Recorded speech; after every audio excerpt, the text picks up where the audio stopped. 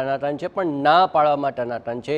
કોંગ્રેસના દિગ્ગજ નેતાઓ ચૂંટણી લડવાની ના પાડી દીધી છે અને એક બાદ એક તમામ દિગ્ગજો ના પાડી રહ્યા છે. તેને લઈને ભાજપે હવે કોંગ્રેસ પર નિશાન તાક્યું, જેમાં રાજકોટથી પરેશ ધાનાણીની ટનાટન ના, આ ઉપરાંત ભરત સોલંકીની ટનાટન ના, રોહન ગુપ્તાએ રાજીનામું આપ્યું, પ્રતાપ દુધાપે ના પાડી, તેને લઈને આ વાત છે. વધુ વિગતે વાત કરવા જોડાઈ રહ્યા છે અમરીશ ડેર.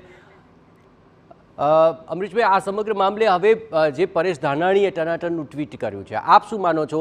એક તરફ ભાજપ તરફથી તો એવી પણ આપ લગાવી રહ્યા છો આક્ષેપનો પલટવાર રૂપે કે ના પાડવામાં કોંગ્રેસના નેતાઓ ટનાટન છે. કોંગ્રેસમાં આખરે એવું કયું કમઠાણ છે કે જેને લઈને આ તમામ લોકો ના પાડી રહ્યા છે?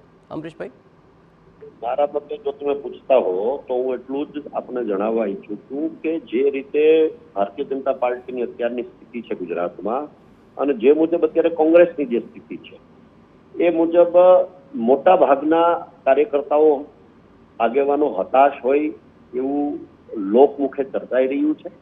અને લોકસભાની ચૂંટણી જે છે એ કોઈ સામાન્ય ચૂંટણી નથી. દેશની સર્વોચ્ચ સંસ્થામાં બેસવા માટેની આ ચૂંટણી છે. બહુ મોટી ચૂંટણી છે, કાર્યક્ષેત્ર બહુ મોટો છે, બહુ જાજા મતદારો હોય છે. એટલા માટે કદાચ તૈયારીના ભાગરૂપે ભૂતકાળમાં તૈયારી ન થઈ, એટલા માટે કદાચ કોંગ્રેસના બધા જ આગેવાનો ના પાડી રહ્યા હોય, મોટા ભાગના તમે જે કહી રહ્યા છો એવું હું આપને જણાવી રહ્યો છું ને એવું હું સ્પષ્ટ પ્રમાણે માની પણ રહ્યો છું. કારણ કે આપણે પણ જનતા જનાર્દન વચ્ચે રહીએ છીએ, એટલે તૈયારી વગર ચૂંટણી લડવી. પણ અમરીશભાઈ, આપ કોંગ્રેસમાંથી જ હમણાં જ આવ્યા છો અને એ તબક્કે આ પ્રશ્ન એટલા માટે પણ આપણા માટે મહત્વપૂર્ણ બની જાય છે કે ભલે અત્યારે કમલમમાં કકડાટ હોવાની વાત પરેશ ધાનાણી કરી રહ્યા હોય, પરંતુ કોંગ્રેસની અંદર આખરે ના પાડવાનું જે સૌથી મોટું કારણ તો ચોક્કસપણે આપ જણાવી શકશો. નહીં, હું એમ જ આપને કહી રહ્યો છું કે હું અગાઉ પણ જ્યારે પણ મેં કોંગ્રેસ પક્ષ જ્યારે મેં છોડ્યો ત્યારે પણ મારી એક જ વાત હતી કે આ દેશમાં વિવિધતામાં એકતા છે. એટલે માનું કે બધા જ રાજ્યોની ખાનપાનની સ્થિતિ જુદી છે, ભાષા બધાની જુદી છે, ભૌગોલિક પરિસ્થિતિ. કોંગ્રેસમાં ના પાડવામાં જે એકતા સામે આવી રહી છે તે મુદ્દો સૌથી મોટો છે. ના, હું એ જ તમને કહેવા જાઉં છું કે માનો કે આ છેલ્લા 2-3 મુદ્દાઓ જે બન્યા, એમાં સૌથી મોટો રામ મંદિરનો મુદ્દો, અને રામ મંદિરના મુદ્દે નહીં જવા માટેની જે કોંગ્રેસના મોવડી મંડળે અમુક લોકોના વિચારમાં આવીને જે વાત પ્રસ્તાવ મૂક્યો, ત્યારે પણ મેં કહ્યું હતું, મેં પક્ષ છોડ્યો ત્યારે પણ મેં કહ્યું હતું, અને આજે પણ હું એમ કહું છું કે આવા નિર્ણયોથી કોંગ્રેસમાં માનતા અસંખ્ય લોકો નિરાશ થયા હોય. જેના હિસાબે નાનો કાર્યકર્તા જો નિરાશ થયો હોય તો આગેવાન પણ ચોક્કસ પ્રમાણે ચૂંટણી લડવાના મૂડમાં નથી હોતા. આપે જેમ કહ્યું કે રામ મંદિરનો એક મુદ્દો છે, તો શું આ જે કોંગ્રેસના નેતાઓ ચૂંટણી લડવાની ના પાડી રહ્યા છે તેમના માટે પણ આ મુદ્દો મહત્વનો હશે કે પછી અન્ય પણ મુદ્દાઓ છે કે જેને લઈને ચૂંટણી લડવાથી જ ના પાડી રહ્યા છે? પણ હું એ જ આપને જણાવી રહ્યો છું કે આવા અસંખ્ય મુદ્દાઓ છે, પણ એમાં તાજેતરની જે મુખ્ય મુદ્દો શું હોઈ શકે? મુખ્ય મુદ્દો શું હોઈ શકે જે સૌથી મોટો મુદ્દો? મુખ્ય મુદ્દો એ જ હોઈ શકે કે જ્યારે શીર્ષ નેતૃત્વ જે છે સેન્ટ્રલનું, એ આવી બધી બાબતો. બિલકુલ. અમરીશભાઈ, આપણી સાથે કોંગ્રેસના નેતા લલિત કગથરા પણ જોડાયા છે. લલિતભાઈ, આખરે કોંગ્રેસની અંદર જે આ ટનાટનના ટ્વિટર લઈને અત્યારે વાત સામે આવી રહી છે, આખરે કોંગ્રેસના નેતાઓ ના શા માટે પાડી રહ્યા છે ચૂંટણી લડવાની? કારણ કે ભાજપ સીધું આ વાતને નિશાને લઈ રહ્યું છે.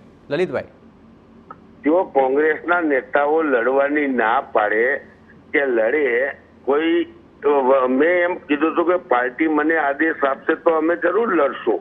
પાર્ટીની આ વખતની જે પોલિસી છે એમાં નવા ચહેરાઓને પ્રેઝન્ટ કરવાના છે. ગુજરાતમાં નવું નેતૃત્વ મળે એના માટે નવા ચહેરા આવે, એ કોંગ્રેસની આ વખતની થીમ છે.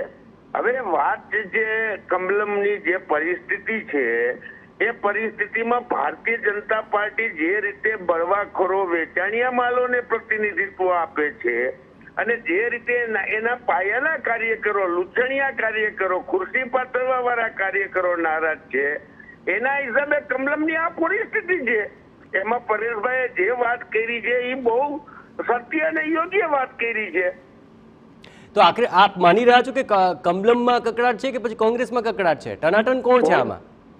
જો આમાં કોંગ્રેસમાં કકડાટ જેવી કોઈ વસ્તુ જ નથી. કોંગ્રેસ પાર્ટીએ આ વખતે સ્પષ્ટ એક લાઈન લીધી છે કે સમગ્ર ગુજરાતમાં બને ત્યાં સુધી જ્યાં શક્ય હોય ત્યાં નવા ચહેરા આપવા અને જ્યાં નવી નેતાગીરી ઊભી કરવી, એ કોંગ્રેસની લાઈન છે. અને એમાં અમે ધારો કે હું હોઉં કે પરેશભાઈ હોય કે જગદીશભાઈ હોય કે ભરતસિંહ હોય, તો એ લોકોને આ વખતે પાર્ટીએ લડવાની ના પાડી છે, નવા ચહેરા દેવા છે, નવું થીમ નહીં, લેવું છે. ભરતભાઈ તો સામેથી ના પાડી ચૂક્યા છે. રોહન ગુપ્તા રાજીનામું આપી ચૂક્યા છે.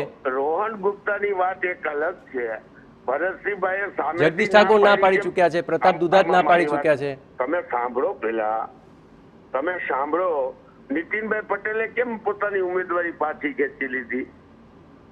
કેમ નીતિનભાઈએ સામેથી ના પાડી એ આપણે કેમ નથી કહેતા? ચલો, અમરીશભાઈ પણ આપણી સાથે જોડાયા છે. આપના પ્રશ્નો જવાબ એમની પાસે પણ લઈ લો. અમરીશભાઈ, આ સીધો આક્ષેપ એ પણ આવી રહ્યો છે કે ભાજપમાંથી પણ અમુક નેતાઓ ઉમેદવારી પાછી ખેંચી લીધી છે, તેઓ પણ ના પાડી રહ્યા છે. આપનો જવાબ, અમરીશભાઈ. ના, ચોક્કસ પ્રમાણે સમય, સંજોગ, સ્થળ અને સ્થિતિ આ પ્રમાણે બધા જ ઉમેદવારો અથવા તો ટિકિટ વાંચવો અથવા તો પાર્ટી જેને કહેતી હોય એના ઉપરના નિર્ણયો થતા હોય છે. એ સ્વાભાવિક છે. કોઈની પરિસ્થિતિ ન હોય, કોઈની સ્થિતિ ન હોય, આપણે કોઈને લડવી હોય પણ એને બીજી એની તૈયારી ન હોય, કારણ કે લોકસભાનું ઇલેક્શન જે છે એ કોઈ નાનું ઇલેક્શન નથી. મેં આપને કહ્યું એ રીતે અંદાજે 18 થી 20 લાખ જેટલા મતદાતાઓ આ ચૂંટણીમાં મતદાન કરતા હોય છે અને સરાઉન્ડિંગ એરિયા પણ તમે જો ગણો તો 300-400 કિલોમીટર સરાઉન્ડિંગ એરિયા પણ થઈ જતો હોય છે અને આટલા ટૂંકા સમયમાં તૈયારી ન હોય તો તૈયારી સિવાય કોઈ લડી પણ ન શકે. અચ્છા, લલિતભાઈ, આક્ષેપ એ પણ છે અમરીશભાઈ કે અત્યારે કમલમમાં કકડાટ ચાલી રહ્યો છે. શું હવે ભાજપમાં આવ્યા બાદ આપને કકડાટ દેખાઈ રહ્યો છે ખરો?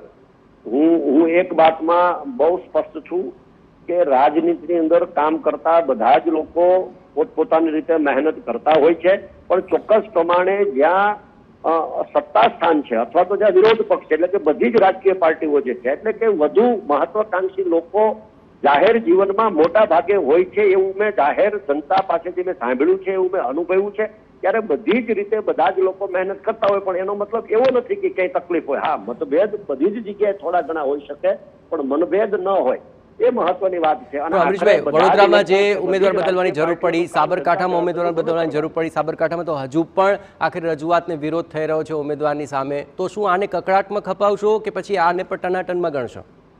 હું એટલું ચોક્કસ પ્રમાણે ભાજપ કોંગ્રેસ બંનેની વાત કરીશ કે જ્યારે બંને પાર્ટીના શીર્ષ નેતૃત્વએ કોઈ પણ પ્રકારની વાત જનતા જનાર્દન સામે જ્યારે મૂકી હોય અને એમાં કદાચ કોઈને મનદુખ થયું હોય તો સ્વાભાવિક છે કે જે વ્યક્તિને લડાવવા ન લડાવવાની વાત હોય એને હોય, પણ એના કરતા પણ એના ફોલોવરો જ્યારે હોય ત્યારે ચોક્કસ પ્રમાણે કોઈ ચૂંટાયેલો જનપ્રતિનિધિ. ચલો, આપ તો બંનેની વાત કરી રહ્યા છો. સીધું જ પૂછી લઉં આપને, પરેશ ધાનાણીને આ ટ્વીટ કરવાની જરૂર શા માટે પડે? એનો ટ્વીટને લઈને શું કહેશો? સ્પષ્ટ લખી રહ્યા છે હાલ કમલમમાં કકડાટ અને કોંગ્રેસ ટનાટન, એ મુદ્દે સ્પષ્ટ વાત કરી દો.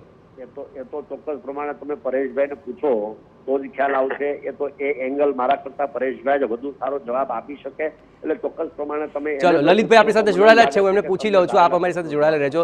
લલિતભાઈ, આખરે પરેશ ધાનાણીને આ ટ્વીટ લખવાની જરૂર શા માટે પડી? આ પ્રહાર કઈ બાબતનું સૂચના આપવા માંગે છે?